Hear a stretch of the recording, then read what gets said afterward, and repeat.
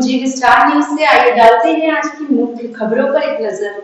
कानपुर में 12 रबीउल अव्वल के मुबारक मौके पर निकलेगा एशिया का सबसे बड़ा जुलूस ए मोहम्मदी जुलूस। जमीयत उलमा ए शहर कानपुर ने जुलूस का राजनीतिकरण न हो, इसके लिए सभी को बताया जुलूस के नियम।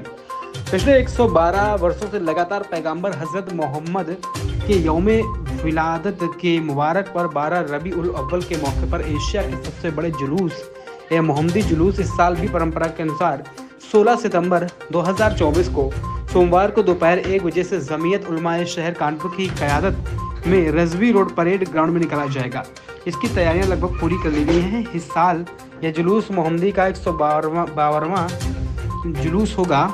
जमीयत उलमा उत्तर प्रदेश के नायब सदर मौलाना अमीनुल हक अब्दुल्लाह कासमी, जमीयत उलमा शहर कानपुर के सदर डॉक्टर हलीमुल्लाह खान, नायब सदर मौलाना नूरुद्दीन अहमद कासमी, मौलाना मोहम्मद अकरम जमाई, सेक्रेटरी जुबैर अहमद फारूकी और हामिद अली अंसारी ने आज जमीयत बिल्डिंग में आयोजित एक प्रेस कॉन्फ्रेंस में संयुक्त बयान में जानकारी देते हुए कहा कि 1913 में भारत की आज़ादी की जंग जब अपने सबाब पर थी तब यह जुलूस निकाला जाना शुरू हुआ था।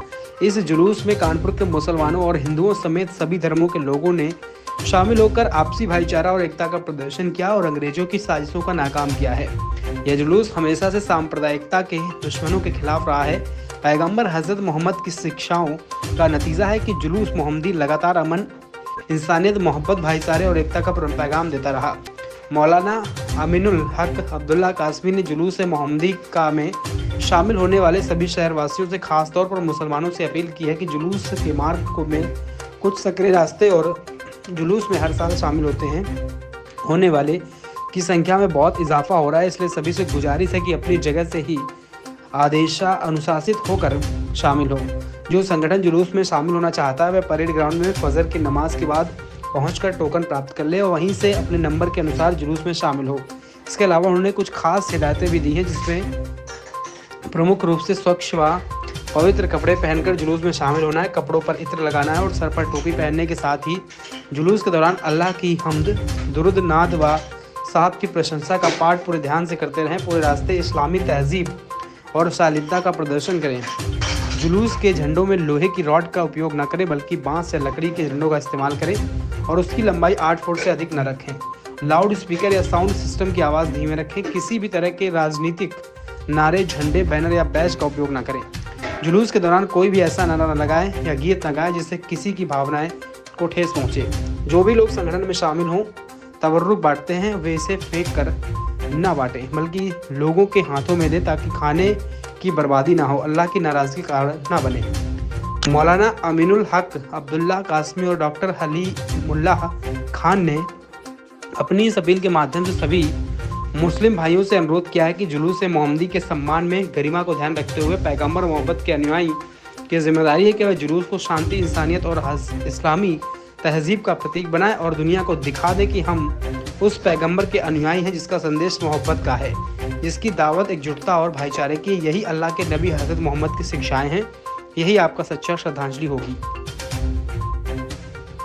पिछले 112 वर्षों से 12 रबीउल अव्वल के मौके पर शहर कानपुर में एशिया का सबसे बड़ा जुलूस मोहम्मदी निकाला जाता है।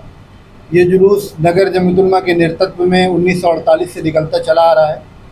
जुलूस की तैयारियों को और उसके रूल्स एंड रेगुलेशंस जो हैं वो पब्लिक के लिए, लोगों के लिए साझा करने के लिए आप हजरात के माध्यम से हम अपनी बात पहुंचाते हैं।